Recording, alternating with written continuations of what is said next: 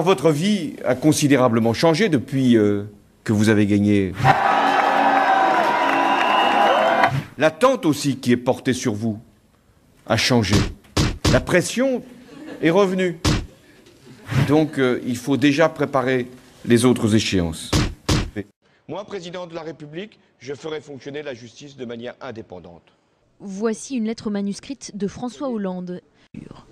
Dans son courrier, le président de la République dénonce comme pure affabulation certains passages de ce livre. Une manière d'intimider le tribunal et de violer la séparation des pouvoirs, plaide Olivier Pardo, avocat de l'éditeur. Je crois que la présidence normale est devenue une présidence anormale dans l'immixtion, puisque le président de la République, en tant que tel, vient intervenir dans une procédure judiciaire. Monsieur Hollande a Avec ce dernier mensonge, monsieur le Premier ministre, vous avez perdu avec François Hollande le reste de votre crédibilité. De deux choses l'une, soit vous n'étiez pas informé de ce délit et cela fait de vous et de François Hollande des hommes incapables de protéger et de défendre les intérêts de la France, soit vous étiez informé de la situation et vous avez alors manœuvré afin de maintenir secret ce compte illicite de Jérôme Cahuzac. Dans les deux cas, vous auriez déjà dû remettre votre démission. Il est encore temps aujourd'hui d'assumer vos responsabilités pour sauver votre majorité de ce naufrage et de ce désastre moral. Quand allez-vous dire la vérité aux Français ?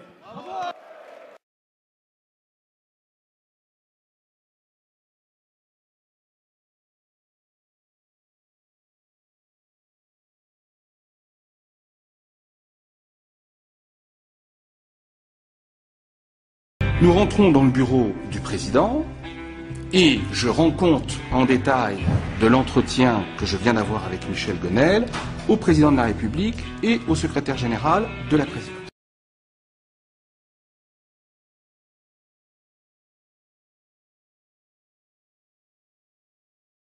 Et moi, je fais confiance en sa parole. J'ai appris hier, avec stupéfaction et colère, les aveux de Jérôme Cahuzac devant ses juges.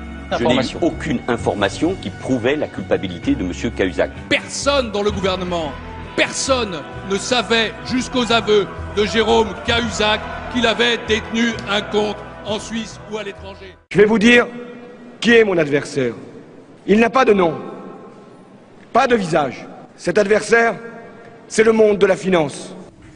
Pourquoi vous voulez revenir là-dessus, Mickaël ? Tout simplement parce qu'en fait, en cherchant bien, ils ont trouvé des noms, ils ont trouvé des visages, mais ils ont surtout aussi décidé que c'était pas un adversaire. Puisque vous prenez Monsieur Stéphane Macron, qui est secrétaire général adjoint de l'Élysée, aux côtés de Pierre-René Lemas, donc numéro 3 de l'Élysée, qui voit donc à peu près tous les jours François Hollande en le croisant au moins dans son bureau et en faisant des réunions avec lui. Eh bien, c'est un des plus jeunes, brillants banquiers issus de la banque Rothschild. Voilà, de ce fameux visage, ce fameux monde de la finance, n'est-ce pas, qui n'a pas de visage et pas de nom. Ça, c'est encore pour l'Élysée, on se dit, bon, encore, mais alors encore plus savoureux. On va aux côtés d'Arnaud Montebourg. On regarde comment il a composé son équipe. Arnaud Montebourg, qui lui aussi a été le grand, pourfendeur de la finance, n'est-ce pas, et qui allait, son directeur de cabinet s'appelle Stéphane Israël, et il vient d'où ? De la banque Rothschild également. Bonsoir, Monsieur le Président de la République. Il n'y avait pas de président, il y avait un Premier ministre. Au lieu d'avoir un président, moi j'avais le sentiment d'avoir un Premier ministre. Premier ministre, hein, et le rôle d'un ministre aussi, souvent, et pas un rôle de président qui était venu donner une perspective. 70 minutes de catalogue de la redoute, c'est pas ça quand même ce qu'on attend d'un président. La parole est très attendue par les Français. L'Élysée espérait 5 millions de téléspectateurs pour son passage dans Capitale. Les chiffres sont tombés à 2,8. Il a fait 2,8 millions. Écoute, il a fait 12,5% de part de marché. Cette interview sur M6, ça fait moins d'audience que celle de Zaya sur TF1. Et aucune reprise forte dans les journaux du matin. Le patrimoine des ministres dévoilé avec un petit peu de retard hier soir, on apprend que 8 membres du gouvernement ont déclaré plus d'1 million d'euros de biens. Et parmi eux, vous le voyez, il y a le Premier ministre. Alors comment être sûr qu'ils disent la vérité? Et vous, qu'en pensez-vous? Est-ce que vous êtes surpris? Est-ce que vous allez regarder nos ministres autrement? Est-ce que vous les croyez sincères? Enquête de Jean-Vincent Moulinet avec Chloé Michelon et Julien Migaud-Muller. Actuellement, je regarde la fiche de Manuel Valls. Je suis très contente de savoir qu'il a un compte épargne avec 16,96 € dessus. En gros, je suis l'impression qu'on me prend pour des cons, quoi. Vous y croyez pas trop? Pas du tout. Mais vraiment pas du tout. Évidemment. Vous n'avez pas vu le prix au mètre carré de l'immobilier dans les déclarations, c'est terrible. Je regarde l'état de finances d'un homme qui a jamais gagné sa vie, qui a jamais rien fait d'autre que de la politique et qui est au-dessus du million d'euros de capital. Je suis plus inquiet que quand... Il a fait coucou à la foule en délire. Coucou. Et voici la foule en délire. Waouh! Non, on rigole. On peut avoir la vraie foule en délire, voilà. Je suis favorable à ce qu'on garde l'âge légal de départ à la retraite à 60 ans. Je le dis de la manière la plus claire. Je défends l'âge légal de la retraite à 60 ans. Être responsable, c'est aussi tirer toutes les conséquences de cette chance formidable qu'est l'allongement de l'espérance de la vie. C'est de prolonger la durée de cotisation. C'est la mesure la plus juste, à condition de l'appliquer à tous.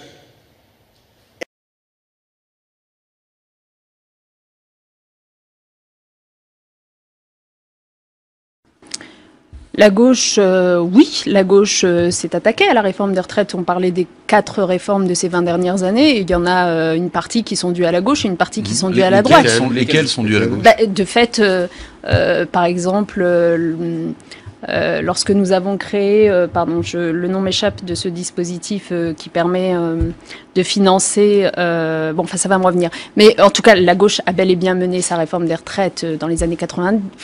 Non, oui, 93, c'était 93, Balladur. c'était Oui. Balladur. Ensuite, En 99, il n'y a pas eu. En 99, justement. Et est-ce qu'il arrive que les enfants, donc celui-ci, arrivent à créer un tel lien de confiance qu'ils souhaitent vous revoir par la suite? Alors, moi non, parce que je suis médecin légiste. Il y a un deuxième principe qui nous unit tous, c'est la lutte contre le terrorisme. Je rappelle que le Japon a été frappé, comme la France, d'ailleurs, par la prise d'otages, ou lors de la prise d'otages, en Algérie. Et j'ai exprimé les condoléances du peuple français à l'égard du peuple chinois. On revient en France avec une attaque qui a marqué les esprits. Il y a quelques mois, un TGV, vous vous en souvenez sans doute, avait été arrêté en pleine voie par une bande près de Marseille. Eh bien, il y a 3 jours, c'est une rame du RER-D près de Paris qui a fait l'objet d'un raid d'une bande cagoulée. Les voyageurs ont été menacés, frappés, dévalisés. Enquête Franck Genozo, Loïc Delamornay, David Dameda.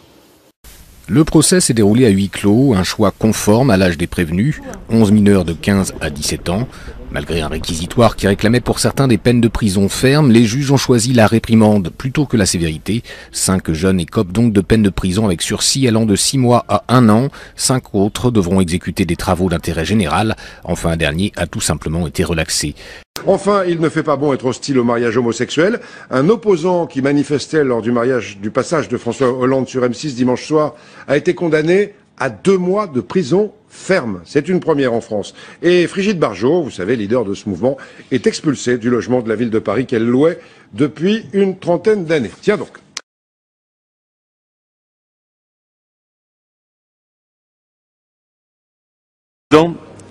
Dans le cadre de l'examen périodique universel, le souhaite attirer l'attention du Conseil des droits de l'homme sur des événements graves qui se produisent actuellement en France, à savoir contrôle d'identité, arrestation, détention arbitraire et violences policières. Depuis plus de 8 mois, des millions de Français manifestent pacifiquement dans toute la France pour défendre la famille et les droits des enfants contre une loi qui crée un droit à l'adoption et au mariage pour des couples de même sexe. Ce mouvement social est le plus important en France depuis mai 68. Plutôt que d'en tenir compte, le gouvernement a menacé d'interdire ce mouvement. Il le réprime par l'usage abusif de gaz lacrymogène contre la foule, par des violences policières, des arrestations et des détentions arbitraires par centaines. Je dis bien arbitraires et par centaines. Mais les impressions du début de la semaine étaient trop tenaces, trop fortes, les images de pillage, de hordes déchaînées au Trocadéro. Le choc des images et le poids des mots aussi. Un ministre de l'Intérieur qui parle d'abord d'anodine bousculade. Un maire de Paris qui assure qu'une poignée de perturbateurs n'a pas gâché la fête. Et puis, après le déni, la manipulation. Avec l'aide de certains médias sont dénoncés les ultras du PSG.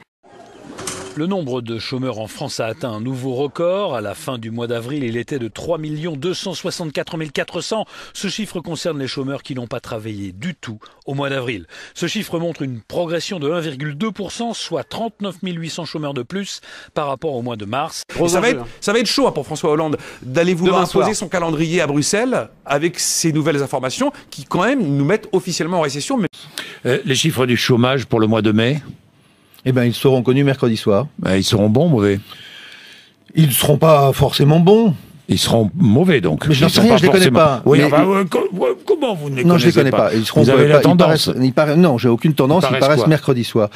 Mais il faut se Ils placer. seront bons ou mauvais Ils seront mercredi soir. Mais ils Donc, seront pas très c'est bons, vous quoi. qui saurez Ils s'ils seront sont pas très bons, quoi. Il faut voir la tendance. La Hein tendance est une tendance qui était une tendance et qui est une tendance Bon, à la là, hausse donc, du chômage. on va continuer. Écoutez-moi, Alors, attendez. écoutez-moi. Sur du chômage. Mais quand l'on est à des niveaux records de chômage, 5 millions, si on prend toutes les catégories, quand on a à peu près le taux maximum d'actifs possible au chômage aujourd'hui, plus de 10%, que l'on a une économie qui voit à peine la sortie de récession, dire que la courbe va s'inverser, c'est une tromperie économique. J'insiste sur le mot économique. Après, honnêtement, je crois que ce sont surtout les journalistes qui s'excitent comme des malades autour de cette posture du président, parce que celui qui n'a pas de job, ça lui fera une belle jambe d'entendre le président Hollande dire, par exemple, au mois de décembre, voilà, j'ai réussi, parce qu'il y aura eu un mois où on aura eu moins 0,1 ou moins 0,2%. Le deuxième jour, il a voulu casser tout ce qu'avait fait Nicolas Sarkozy. Fini les heures supplémentaires pour 8 millions d'ouvriers et d'employés. Il a dit au diable le pouvoir d'achat des classes moyennes. Le troisième jour, il a levé 30 milliards d'impôts. Tous les riches ont quitté le pays. Et il a dit au diable les riches qu'ils aillent dépenser leur argent en Angleterre. Le quatrième jour, il s'est fait plaisir. Il a levé 7 milliards de dépenses, par exemple en créant 60 000 postes dans l'éducation. Il a dit « Je refuse de céder au diktat des 3%. Nous serons à 3,6. » On apprend aujourd'hui qu'il est d'ailleurs à 3,9. Il a dit « Vive les déficits et vive les marchés financiers. » Consternation, désillusion. Fini la lune de miel entre François Hollande et son électorat de gauche. L'histoire, pourtant, avait bien débuté. C'était il y a tout juste un an. En pleine campagne électorale, le candidat socialiste multiplie les déplacements. Fralib, Goodyear, ArcelorMittal. Sauvez-nous! On est là pour ça. À chaque fois, Hollande se présente en sauveur d'une industrie à l'agonie. Et à chaque fois, le futur président suscite Nous avons le sentiment d'avoir été trahis. douche froide. Une fois encore, l'exercice du pouvoir met à mal les promesses de campagne. Et pas seulement dans le domaine industriel. Balayer l'engagement de ne pas augmenter la TVA, oublier la volonté de renégocier le traité européen. Retour sur la séquence politique qui anime le pouvoir depuis 24 heures, la dernière sortie de Vincent Peillon. Il nous annonce, le ministre de l'Éducation, 10 000 postes de profs supplémentaires, en plus des 60 000 déjà votés. C'est du grand n'importe quoi. Enfin, c'est vraiment du grand n'importe quoi. Si vous voulez, on fait de la calinothérapie pour faire passer le gel du point d'indice en 2014. Alors, on a déjà reculé sur l'idée de réviser le mode de calcul de pension de retraite des fonctionnaires. Voilà 10 000 postes supplémentaires. Je rappelle qu'un poste de fonctionnaire, d'agent public, tout au long de sa vie, c'est 1,5 million d'euros de frais de hors bilan pour l'État. Vous mettez 70 000 postes supplémentaires dans l'éducation nationale et vous mettez 100 milliards d'euros de hors bilan, tout simplement, sur l'État. L'actualité, eh bien, les prévisions économiques du gouvernement sont jugées trop optimistes par le Haut Conseil des finances publiques. Il vient de rendre son... Le compte a donc mis à nouveau les pieds dans le plat hier en s'inquiétant d'un dérapage du déficit public et en demandant au gouvernement et à François Hollande un sérieux tour de vis dans les dépenses sociales. François Hollande a assuré hier soir à Bruxelles qu'il allait tenir les comptes. Quelque chose me dit que vous n'avez pas l'air de le croire. Vous savez, quand Pinocchio est tenté de faire l'école buissonnière, Jiminy Cricket vient lui murmurer à l'oreille qu'il risque de se transformer en âne. Et Pinocchio, c'est Hollande et Didier Migaud, Jiminy Cricket. Jusqu'à présent, Hollande a commencé par le plus facile. Il a augmenté les impôts. Quand il s'est agi de tailler dans les dépenses, il a encore fait le plus facile. Il s'en est seulement pris au domaine régalien, l'armée, la gendarmerie, les sous-préfectures. Ces fonctionnaires-là ne manifestent ni ne font grève. Monsieur le Premier ministre, je vais d'abord commencer en disant que l'attitude de Manuel Valls, son arrogance, sa virulence sont insupportables et inadmissibles. Monsieur le ministre, on vous demande des résultats, on vous demande de l'apaisement, pas de l'insulte. Monsieur le Premier ministre, dans votre réponse tout à l'heure à notre ami Monsieur Brottes, vous appeliez des faits. Je vais vous en donner quelques-uns. Vous aviez promis la croissance, elle est à 0, mais ce n'est pas de votre faute. Vous aviez promis de l'emploi et le chômage va battre son record historique alors que vous serez depuis 1 an à Matignon. Mais ce n'est pas de votre faute. Vous aviez promis le pouvoir d'achat et pour la première fois dans notre pays depuis 30 ans, le pouvoir d'achat a baissé, mais ce n'est pas de votre faute. Vous aviez promis de faire payer les riches, mais les riches sont partis. Et c'est les classes moyennes qui payent. Mais c'est pas de votre faute. Vous aviez promis de mettre la finance internationale à genoux. Mais c'est vous qui êtes à genoux devant la finance internationale pour qu'elle comble nos déficits. Mais c'est pas de votre faute. Vous aviez promis la République irréprochable et vous avez osé nommer Ségolène Royal à la tête d'une banque publique. Mais c'est pas de votre faute. Vous nous aviez promis une majorité exemplaire et toute la France sait ce qu'il en est de votre majorité exemplaire. Mais c'est toujours pas de votre faute. Monsieur le Premier ministre, c'est pas une boîte à outils qui vous a donné le président. C'est une boîte à gifles.